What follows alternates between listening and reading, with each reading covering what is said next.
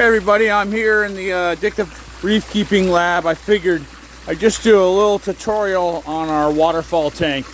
Guys, I've been working on this tank, I think for a couple years now. It's going to be the heart of a lot of other systems. This is going to be our sump that's going to feed, I think probably, is it 28 new tanks?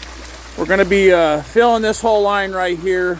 Filling, actually I'm moving this out, filling this line and then wrapping around the side right here, and we will have that much more space. But the biggest thing is having a good place to export nutrients, and I think the Waterfall is definitely doing that.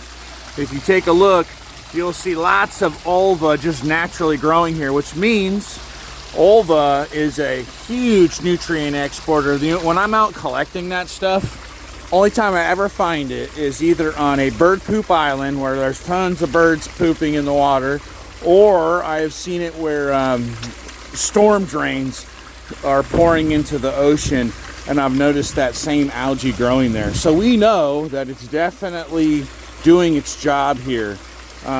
If you guys remember, I built all this recently. I think it's only been here for a couple weeks, so eventually that'll all fill out as well. Even have our bubble algae in there. Look at that, growing underneath the waterfall. Isn't that so cool? So this was going to be a predator tank, and then I've decided to turn it into like a centralized sump.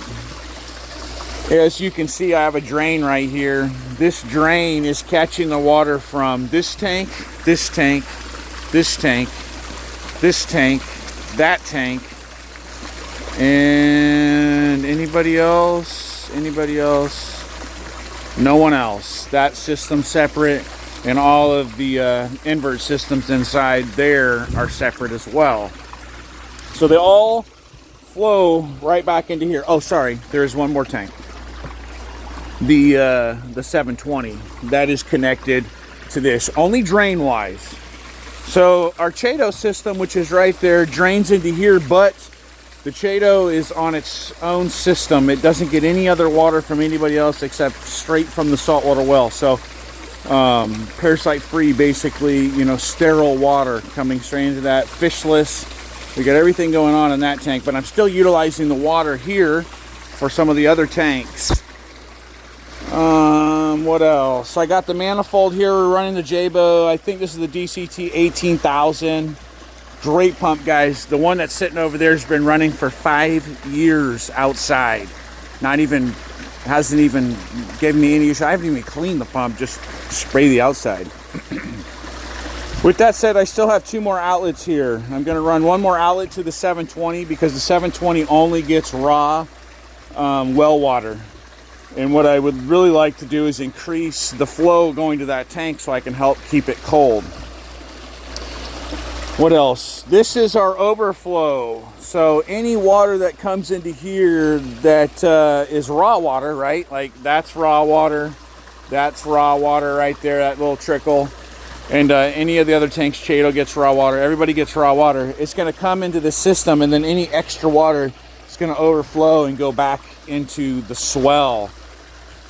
And we're done. So I'll take you to the other side real quick. I just want to show you guys. This tank, guys, I'm going to take and change from predator into a massive coral tank. So I've already planted 1 coral here a long time ago, probably about a month ago. It's still alive, and I'm going to line each. As you can see, this is 3-tier. I'll put racks all the way here, racks all the way there, racks at the bottom on both sides, and then some big mother colonies down at the bottom, and we will utilize this tank. Let's go jump over there. All right, so here's the other side. It's a little mess right now, but just holding some a string of starfish here. Got to ship those all out. But essentially, guys, this is a big piece of driftwood that I found. About a year ago, and I just knew I wanted to put it in this tank. I just envisioned this tank with massive mangroves. As you can see, the ones that I got right over there, 5.5 years old, and they would be as tall as me if I didn't have the cover on there. But I just would love to see that happen right here. The first tree that I planted on the driftwood was right here, and as you can see, it's doing really, really good. I have another one there I just planted some into the waterfall to help, you know, hold all that together and just help with a little bit of nutrient exporting. Now, most of the stuff that's in this tank, guys, is my giant red hermits. I have them coming in through here doing sand sifting. I have any sick or injured rock flowers. They do really good in here. Bury themselves in the sand. They get basically healed up real quick. We have some floating hypnea, just random algae that grow here automatically. But I will show you. Oh yeah, one other thing.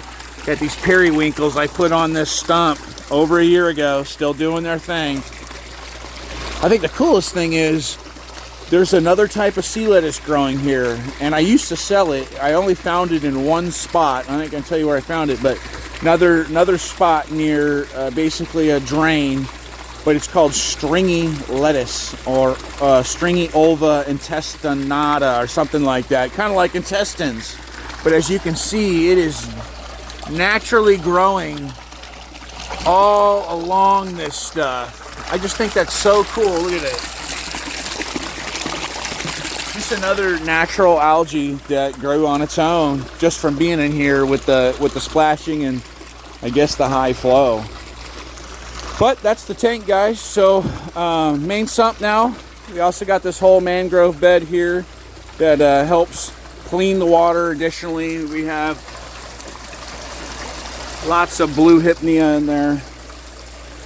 But someone asked, actually a few of you guys asked about this tank and wanted me to talk a little more in depth about it. So hopefully that's what you guys wanted to hear.